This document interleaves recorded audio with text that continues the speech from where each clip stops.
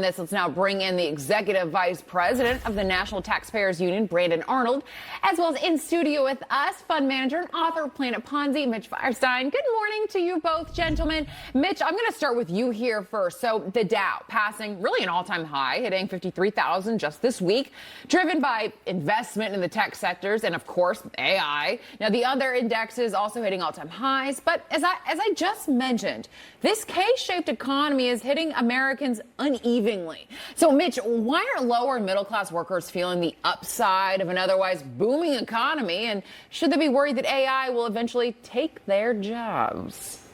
Good morning. Thanks for having me. I think that the important takeaway here is what happened with the Inflation Reduction Act under Joe Biden. This was actually putting money into the system that caused the 9.2% inflation, the all-time high for 40 years in inflation. That still is in the system, and it's not going to come out very quickly. Now, as far as the stock market goes, the stock market did hit a new all-time high, but today we've come off the highs, and the futures are expecting the market to open substantially lower. The chip sector is overpriced, and tech is a little bubbly at the moment. So, look, I think that the president is on the right track to bring manufacturing back and lower oil prices to help reverse the damage done by the Biden administration and the Federal Reserve's reckless money printing for 2 decades. But you're not going to turn that ship around overnight. So people have to be patient. Gasoline did come down under $4 a gallon, so that's extremely positive for the inflation front. Yeah, and Mitch, you're really leading me right into my next question, Brandon. As Mitch was just saying, we've got those gas prices kind of now hovering under that $4 a gallon. Oil prices are spiking on the news of renewed hostilities over in that Strait of Hormuz. And even though President Trump hails us as a net exporter of oil with unlimited supplies, seemingly, that kind of really did little to nothing to bring down the price of gas for Americans here. So my question, Brandon, is there any way to protect Americans from future gas and energy spikes so we are really not at the mercy of Iran or any other of our enemies' actions? I mean, what good is all this oil here if we are still at the mercy of the world market?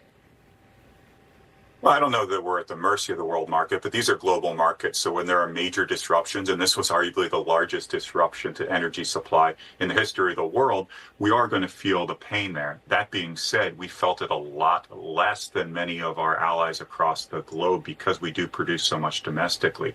So the solution here, first of all, we have to recognize that we're never going to completely insulate ourselves from global markets, but we can help insulate ourselves partially by continuing to produce more and more energy, be that energy exporter that we've only become in recent years. We used to import a tremendous amount of energy, a tremendous amount of oil from the Middle East. Now we're exporting natural gas. We're exporting oil. That's been a great boon for our economy, jobs, higher wages, and yes, more insulation against global energy shocks. Yeah. And, Mitch, I want to turn to you now and to this. You mentioned Joe Biden's presidency and how it really affected oil, but let's talk about this now. So recently published by the Federal Reserve found that Joe Biden's open border policy has caused housing prices to surge at least 30% in many markets across the country. Mitch, do you believe mass deportations might have the opposite effect and could eventually drive down housing costs, or high prices kind of baked in, unfortunately, at this point? Well, no, I don't think that they're baked in. Okay. I think that what we're seeing is a series of hyperinflation bubbles in different markets, because all that money, the trillions of dollars that they printed up out of air, went into the stock market and went into the housing market. And this was compounded and accelerated by all the illegals, tens of millions of them flooding in. So there was a housing crisis. But that's why rent went up astronomically and house prices went up inordinately. That's the most they've ever gone up in history in the shortest period of time. So that put a squeeze on that market. That will reprice itself and take care of itself, and the prices should come down.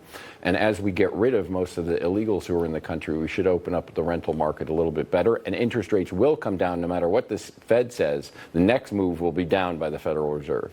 And Mitch, I feel like the people who are wanting and advocating for these open borders do not even have the slightest clue of how much this affects the housing market here in the United States. Mitch Firestein and Brandon Arnold, gentlemen, great to have you on this morning. Appreciate it. Thanks. Have a good day. All right, so